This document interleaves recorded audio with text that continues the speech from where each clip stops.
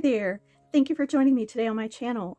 I hope you'll stick around with me and paint this loose, watery blue floral pattern. Today I'll be using my 300 GSM watercolor paper by B Paper Company, my size 1 Royal Aqualon Filbert, my size 8 Intuition round brush by Artegria. I have a couple of little dishes here, a soap dish and a trinket dish for my palette, and I'm using Artist Loft tube watercolors in deep green, sap green, and silver, and L'Aquarelle watercolor in blue indigo. Let's get started. I want to do some more of these blue florals, really watery, almost abstract feeling. They're not really abstract, but kind of have that feel. So I'm starting with my indigo, and I'm using tube watercolors today. Often my go-to is a palette of solid watercolors, and the reason I like that is because it's so easy to get started. It's easy to take it into another room or another surface if I want to paint there, and it's just easy. It has all your colors ready. It's just add water. And tubes, I feel like, just make it a little more complicated, and that's okay. But with a limited palette, I very much enjoy painting with tube watercolors, especially if I'm painting a larger piece. Then I just, I can use more, and that's one of the limitations of a smaller palette, is that you almost can't get enough watercolor ready or prep enough or anything like that. So I want to just want to get some of this pigment, and I'm going to start with a floral right here, and I want to keep these really loose, almost messy. It's a lot of pigment. I like to use different parts of my brush for this, use the side, and not just your standard every other brush stroke. And see, this is kind of a little too perfect. I love this. I love that I did what I wanted to do there.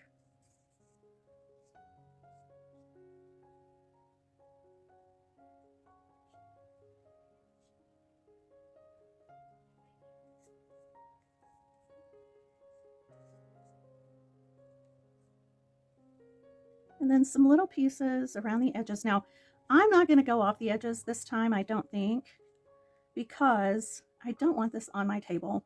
This is such a staining pigment, and I don't love that it really does stain. I want to mention too about this watercolor paper, always there's a spot near the edge that acts weird. It acts resistant, and I don't love that, but I know it's there, and it does help that I know it's there. Okay, so I have these kind of base strokes in. Let's see what I can kind of drag off of my brush onto my little palette here, which isn't really much.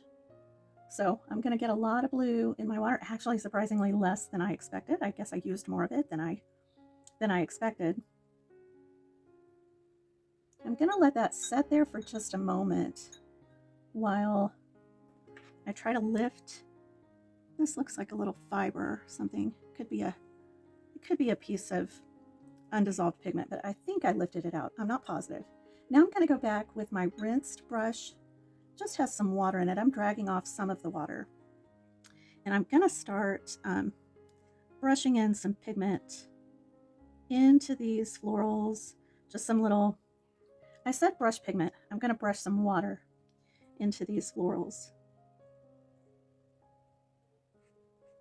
and see how it just so nicely pushes that existing pigment. Oh, I just love this.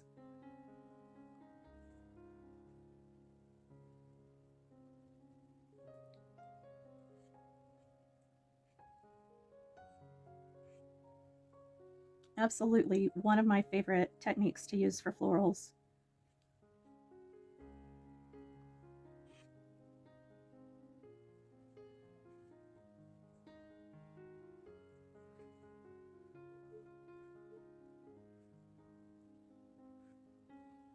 Just brushing in kind of what would be another layer of these petals if you were painting them with pigment. And then it's so great the way it just pushes the existing pigment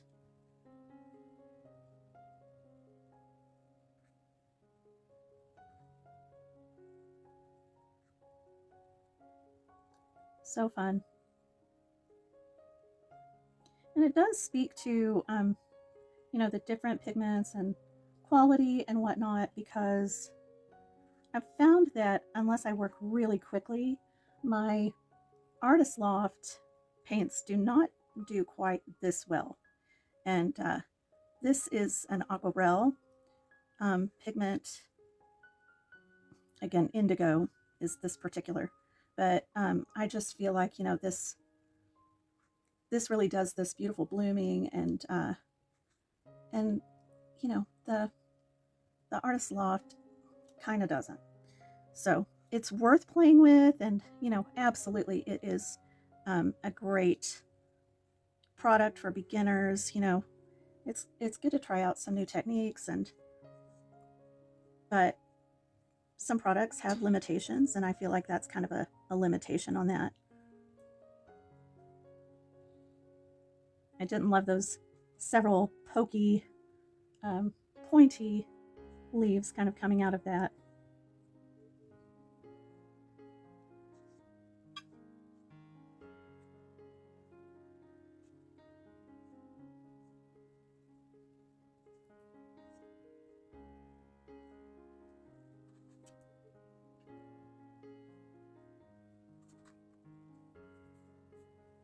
And one more.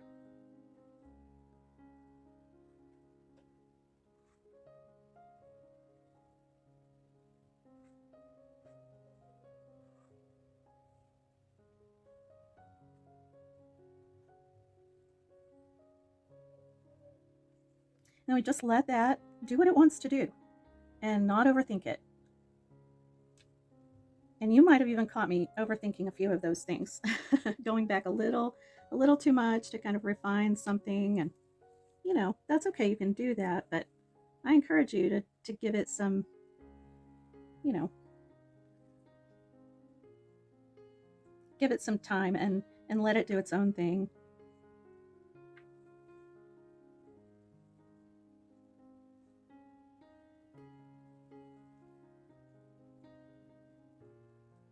And I'm going to pull a little bit of this pigment out right here, just because I think it may dry a little thick if I leave it like that, and sometimes that'll make kind of a sheen that I don't want. So I'm just soaking up with a dried brush.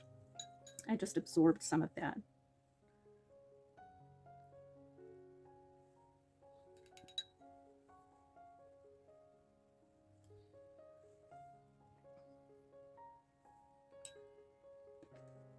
And I don't know, maybe I'll go ahead and use that brush that I have out right here that I just used.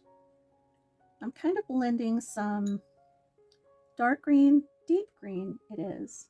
This deep green, but it's kind of blue, and so I'm pulling in this burnt sienna, but I also have another green, sap green. And then I want these leaves to be quite loose, and I want to give them I want very expressive leaves.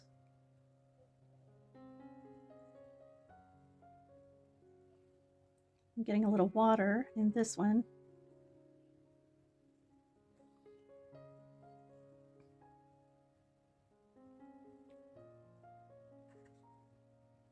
And I like to do these with some, you know, some dragging, not trying to make a perfectly shaped leaf at all, not at all.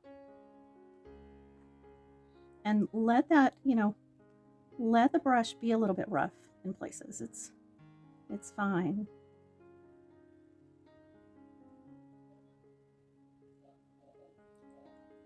Get a little water now and then.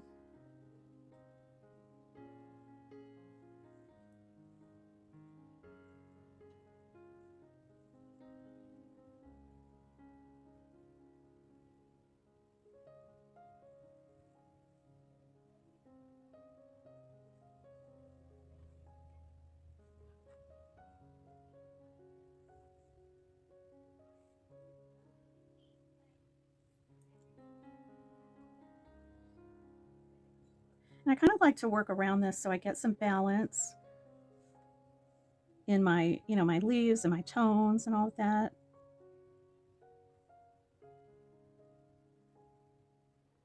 kind of wiggle that brush a little if you want. Let's get some water in for this part.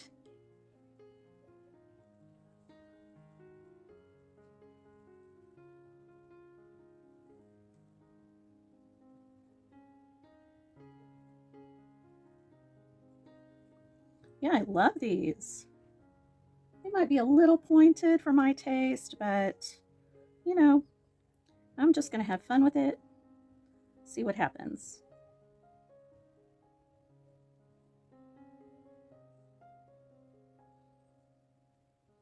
Get a little water every now and then. You know, your brush can get a bit drier than you realize.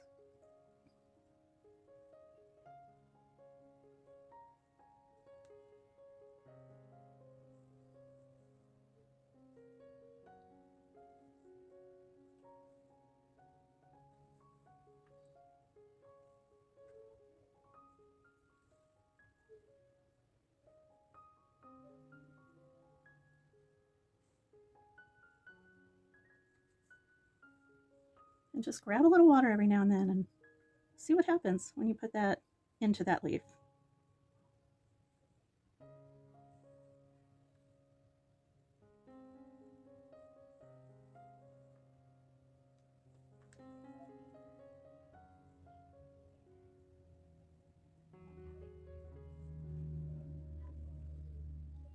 Now I'm just brushing in some water. And I think I'll take some more pigment and make this leaf a bit bigger.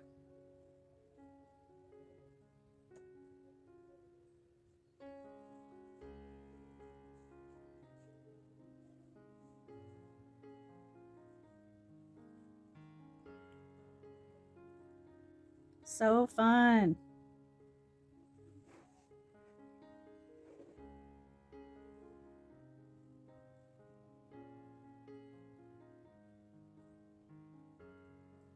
Just make sure I have enough on here.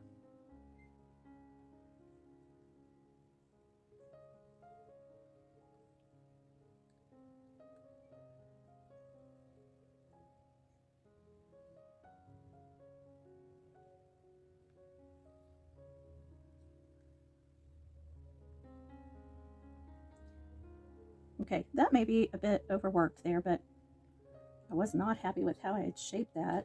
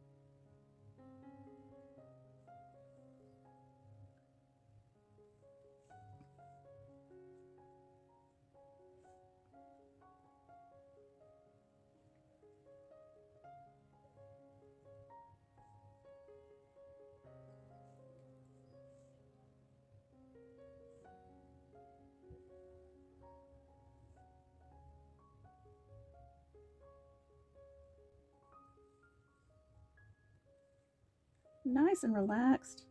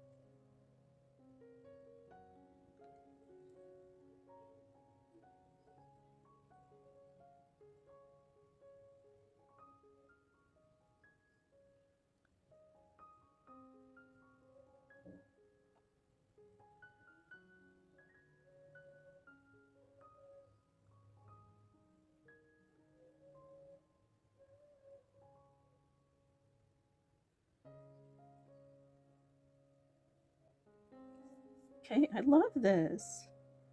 I think I could add a leaf over here, right here.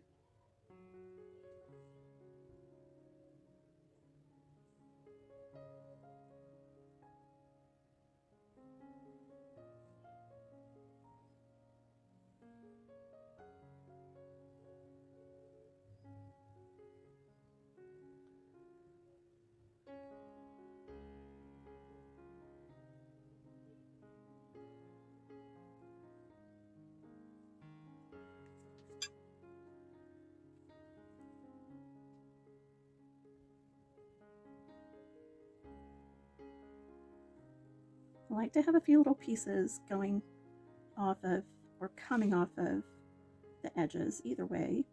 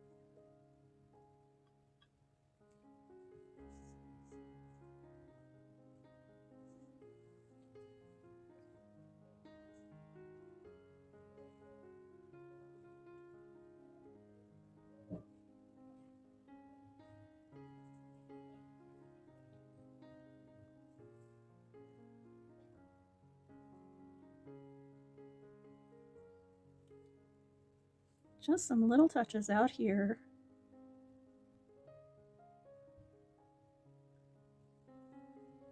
Okay, I'm going to dab up those little bits of pigment out there if I can.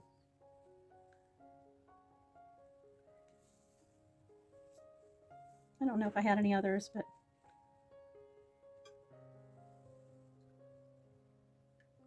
okay. Gosh, I love this. And then I'd like some other leaves in here, just a multi kind of leaf. I want to retain this very loose, you know, the loose leafy feel that I have with this, and not make this too, you know, too big of a deal. I'm kind of thinking maybe I should have just gone with a lighter value of this green that I mixed, and you know, with this one that I mixed here, why don't I just use a bit more water in that? It's a bit more brown, but I think it will work. It's more brown than what I have here. And then I'll just make sure I have enough water in that to kind of reduce the value.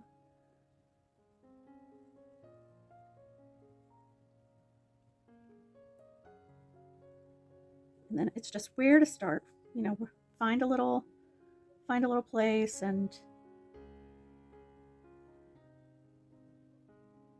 okay, I think I'm going to do some big leaves in the background here.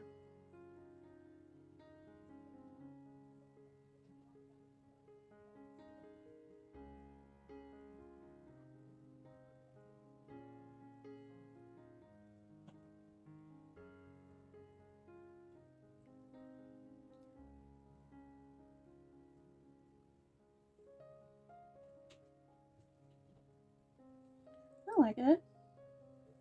It's a little bit of a, you know, potentially tricky thing to kind of layer, but I think it's fine. And you'll notice my little brush mark went over the stem there. Look, I could all day long find fault with that kind of thing, and I have just decided, for the most part, no one's really going to notice it. It isn't a deal breaker. It's not critical, so not to worry about it.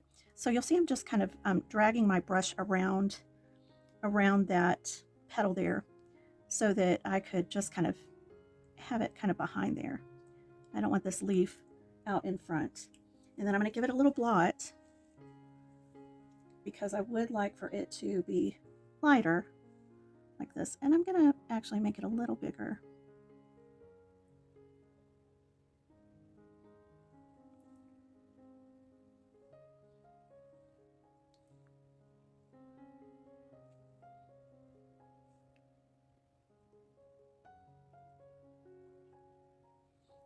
That made that quite a bit darker, so I'm going to go in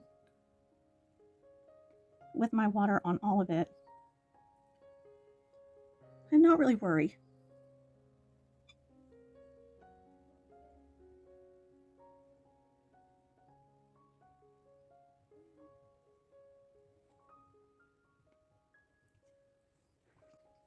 Yeah, I like it. It's just in the background there.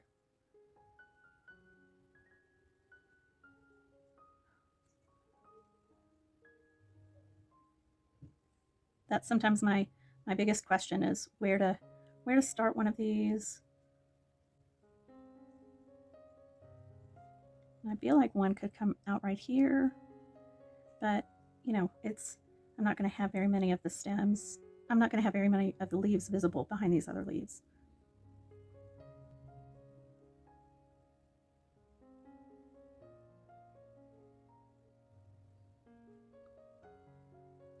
Yeah, let's just do this.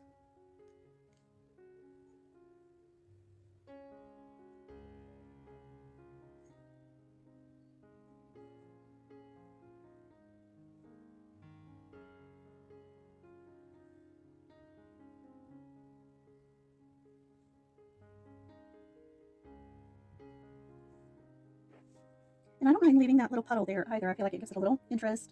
So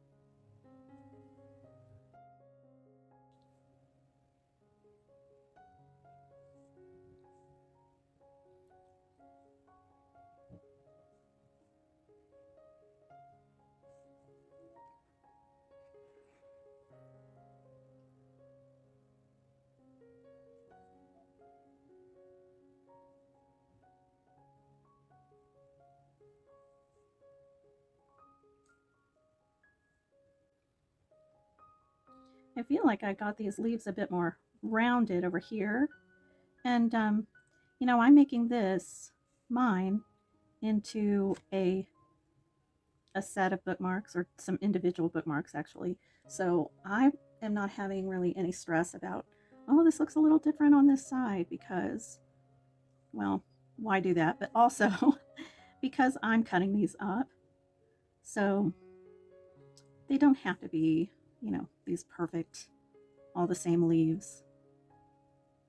It's fine if they are.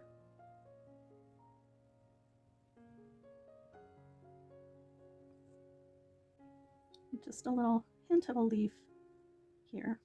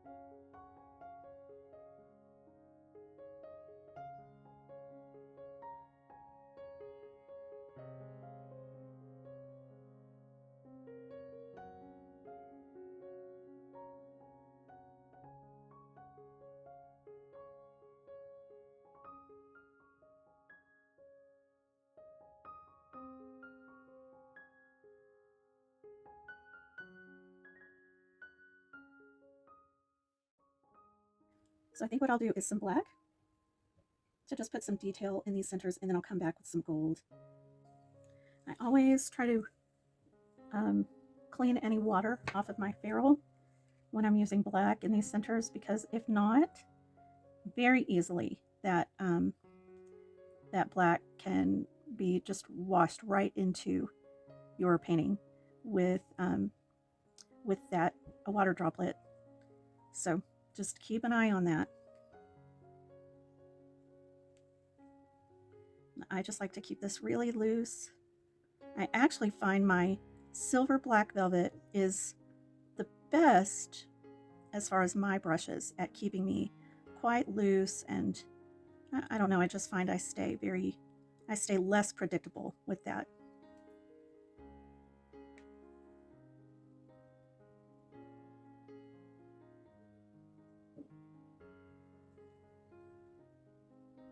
Sometimes I'll do yellow in the centers of these, like a gold ochre or a yellow deep, but I think the gold is going to be very pretty.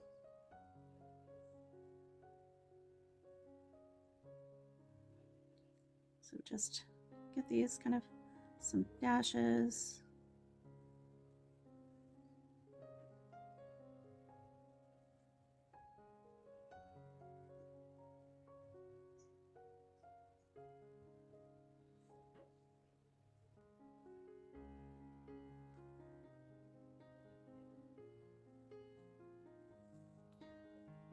And if you can work in a way that allows you not to have to worry about getting any transfers, then that's a good idea.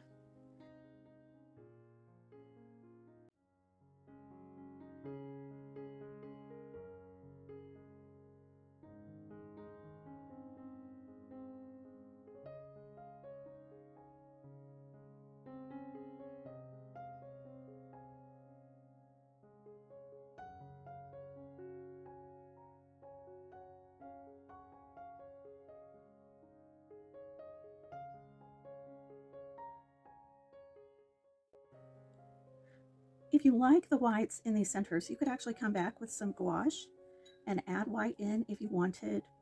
I know some people say that is unacceptable. You cannot do that, but actually you can. I don't know if you know that this is your art, and you absolutely can. And I'm actually going to go and take out a little bit of this white in close to the center. And, you know, did not make a big deal out of that, just a few little strokes here and there.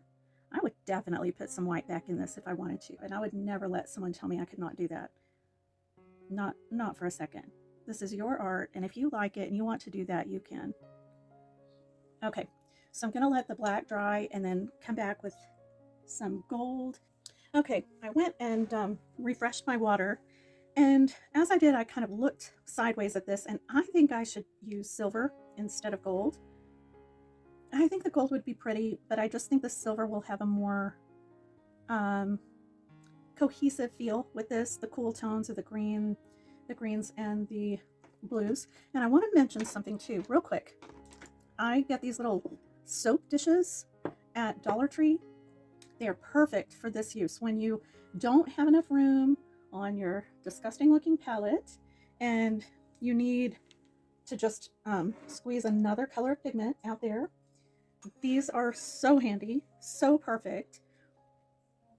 I just love them, and I have several of them that I just keep with my other palettes. And you know, you can see I have 2 palettes right here that are just, you know, full. I probably could have put the silver here, but you know, it helps if you're kind of trying to reuse your palette spaces and you have certain colors that you use. It's just great to have these little ones that you can pull out for limited pigments and whatnot. So I decided on the silver, and I'm just getting that kind of hydrated.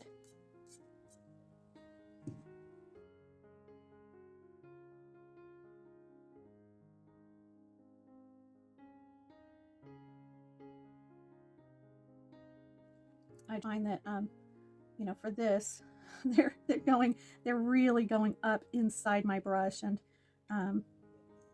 so, you know, I just kind of have to unload that. so that I can get it loaded onto my bristles. So I want to do some leaves in this, and I again want to keep it nice and loose. I think these would be nice in some, you know, long, maybe kind of thick leaves. Not really. Well, I just want to make them kind of thicker, not long and skinny. But we'll just see. We'll see what I can get and what you get. I'd love to see that. So I'll start first with kind of some open areas, and this looks like a good spot here. Could probably be, you know, a bigger leaf, but this is fine with me. And he's just kind of sticking out behind this flower. And usually I like to do these with several couple or several leaves together.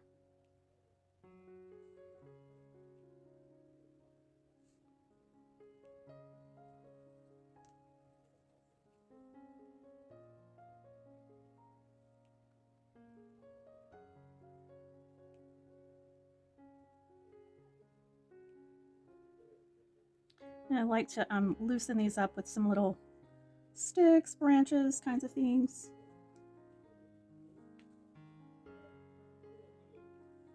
And these may have a bit too much water, possibly. I don't know.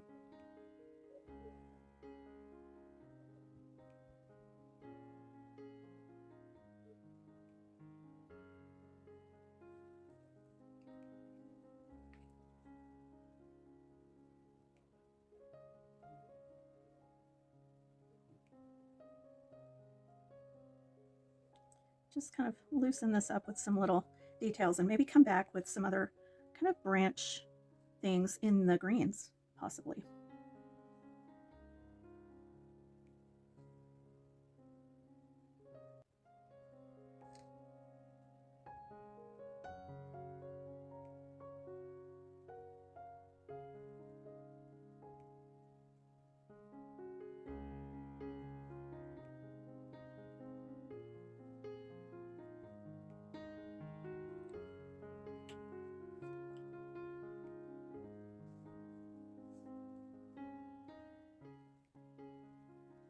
And remember that this is a great time to be overlapping these leaves.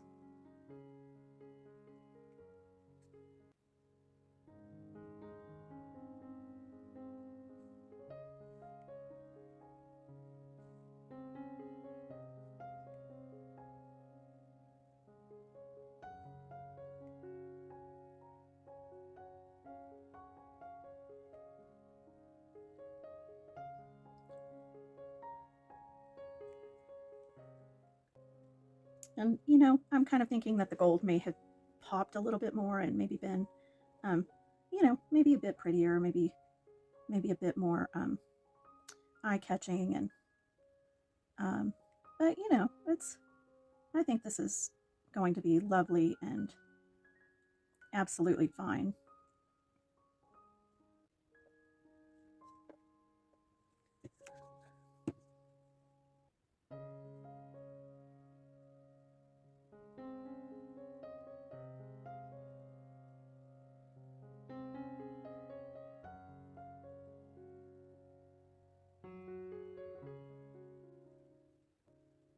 And this gray is kind of giving me more of a pewter, not gray. This silver is giving more of a pewter feel to me. So, no, I don't know. I don't really know how it's going to look when it's dry.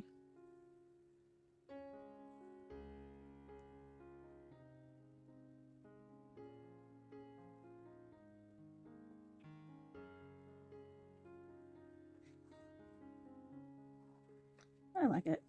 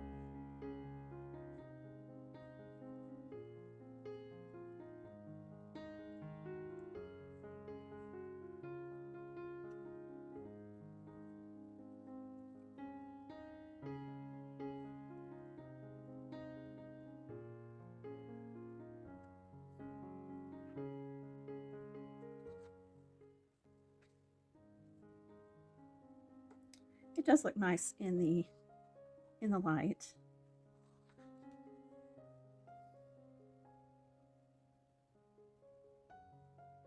And one thing I like is that it doesn't completely obscure the color beneath it. So, you know, it really is so great for layering.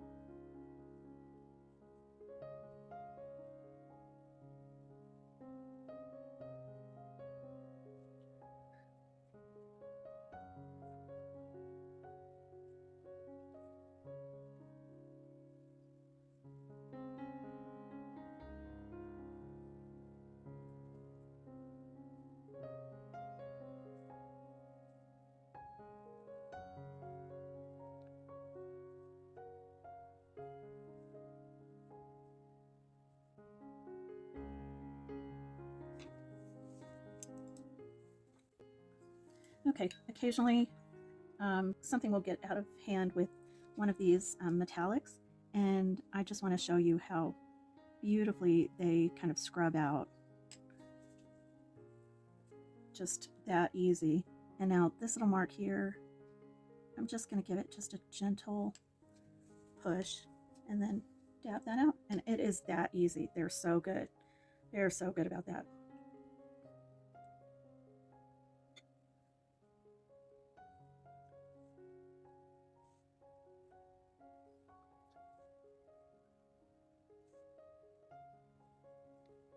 Loving this.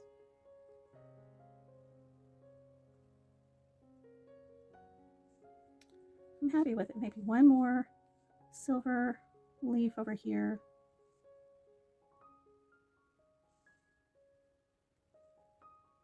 A little too much water on my brush, I think, but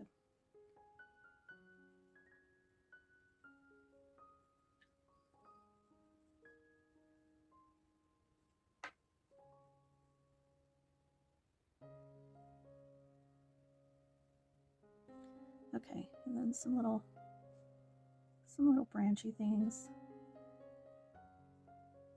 little vines, something.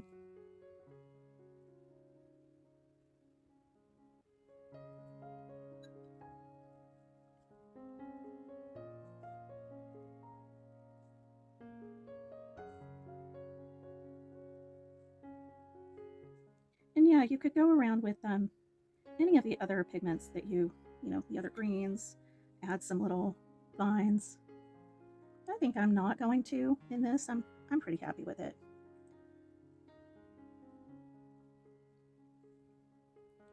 And so what I'll do is let this dry, and then I think what I want to do is just really load this, get it more pigment heavy. Try to use a really light hand and just give this some little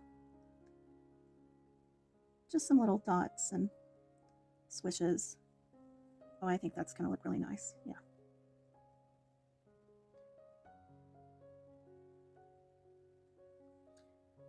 And you can tell, especially when you're on one of these dark areas, if If you really cannot see that pigment, you should be able to see it.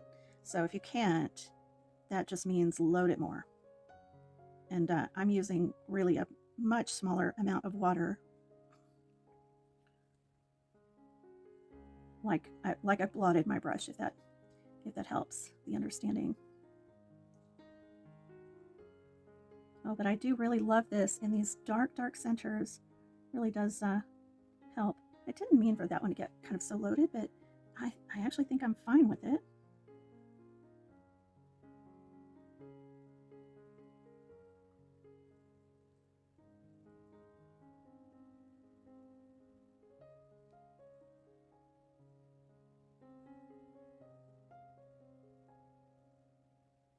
Just kind of gives that center a little more depth too, actually.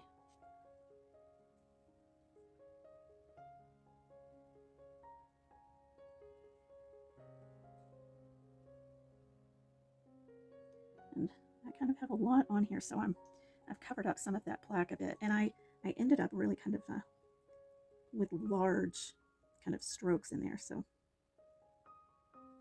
I'm not going to worry. I'm just going to watch it and see if I need to do anything else, because I may need to add some black back in there. Maybe I can kind of drag some of that off and see what happens if I just kind of spread that. And that's already better, I think. But I will go back with some black underneath that. And I think I'll remove a couple of these dots because they weren't really needed.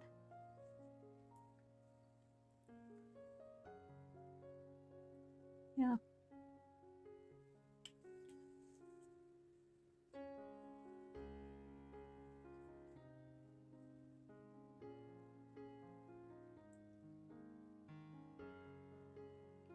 I may put some white in the centers of these. I have a gel pen, and I think I may just use that. When this dries, I know I'm going to add some of that black back there. You know, why don't I just see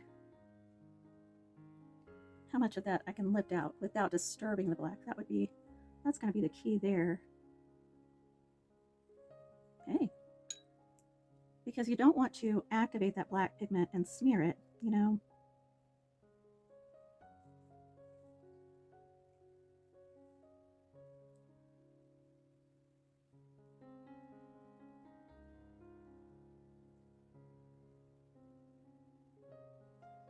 Oh, I like that much better.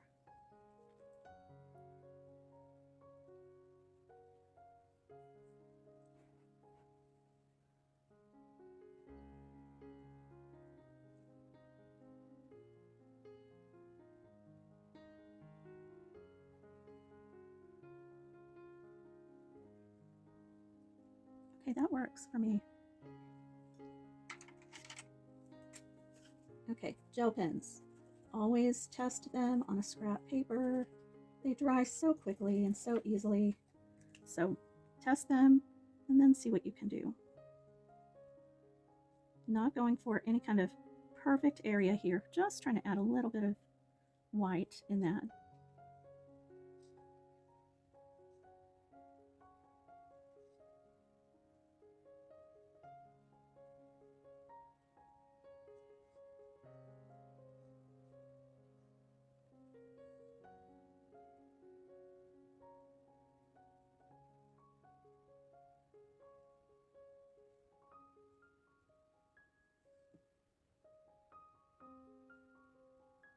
Just kind of making some little squiggles in here.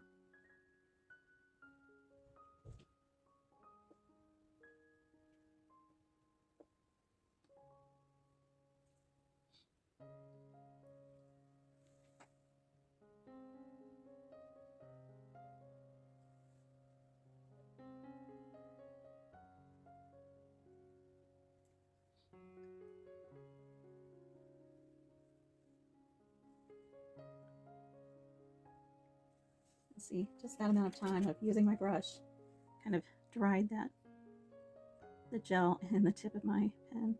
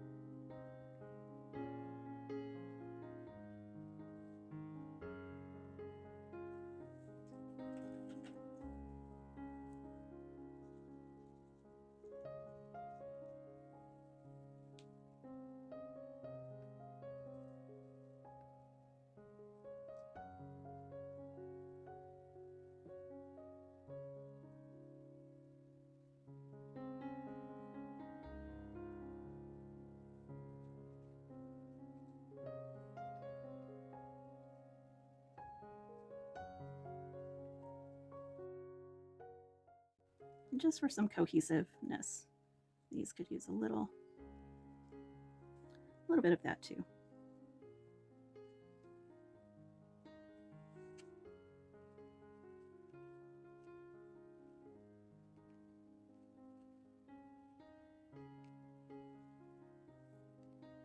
I love it.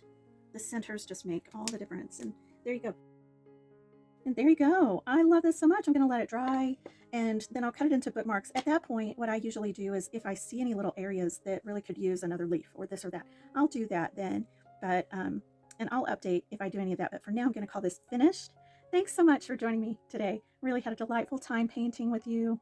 I really hope that you enjoyed it and that you'll let me know if you enjoyed it, and especially if you painted along or if you save it for later and paint. I'd just love to hear about it. So let me know. And these are the bookmarks that I got from these.